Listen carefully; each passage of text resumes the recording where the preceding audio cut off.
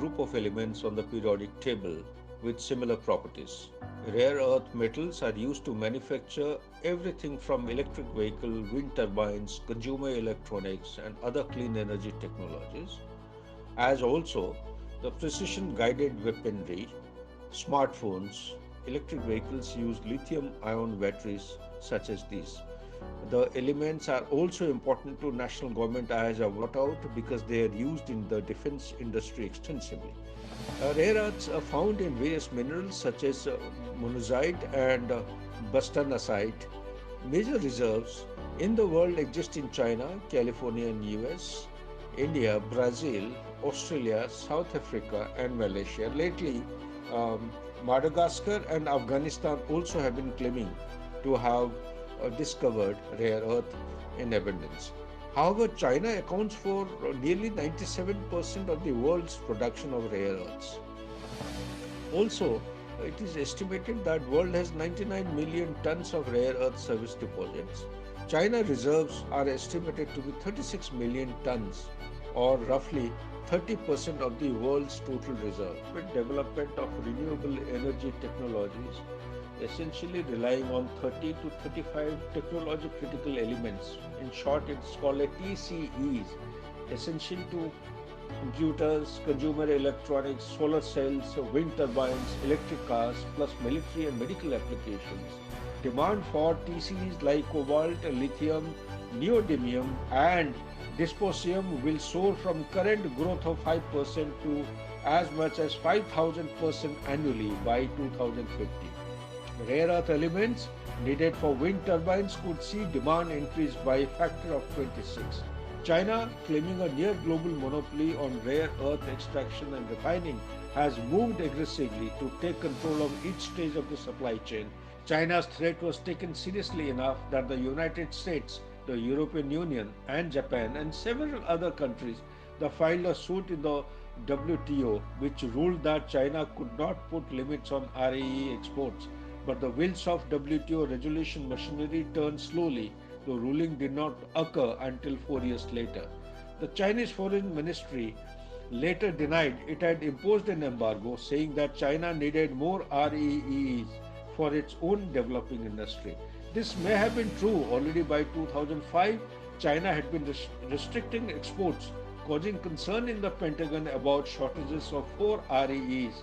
In Africa, China has made significant investments in metals in the Democratic Republic of Congo, South Africa, Zambia, and Zimbabwe. Since 2006, Chinese mining companies, though through various ventures launched, invested a total of $36 billion in sub-Saharan Africa, and they continue to do so even today. Beijing has significant investments in cobalt mining throughout the Democratic Republic of Congo, where 60% of global cobalt reserves are found. With its projects in the DRC, China now controls 72% of global cobalt refining capacity. In South America and Southeast Asia, Chinese companies have captured large quantities of REE supplies, as I have brought out earlier, and built significant mining infrastructure. Over half of unrefined heavy REEs imported to China come from Myanmar. In Asia, China has made significant investments in Afghanistan, Australia, Mongolia, Papua, New Guinea, the Philippines and Vietnam. China's restrictions on the rare earth exports has significantly affected the downstream sectors of other countries, especially France, Italy, Japan, which do not have rare earth resources. In the United States, the reopening of the Mountain Pass mine in California in late 2011 is expected to reduce US demand for processed rare earths from China in coming years. In addition, the Lhunze Corporation Limited of Australia completed construction of its Mount Weld mine in Western Australia in 2010. These two mines in the world can supply a total of about 30,000 tons of mined rare earths during the next couple of years and will reduce the demand for Chinese produced rare earths. Past nearly 30 odd years, we have been hearing that China has been carrying out some kind of activity close to the Indo-China border. The hot news also is making rounds that China has been undertaking extensive mining operations on its side of the disputed India-China border, um, which includes that these operations have been reported to have discovered unprecedented quantum of gold, silver, and other precious metals. China made Pakistan illegally transfer Sakshta Valley uh, to it because of its freshwater resources and proximity to Pakistan and the Siachen Glacier.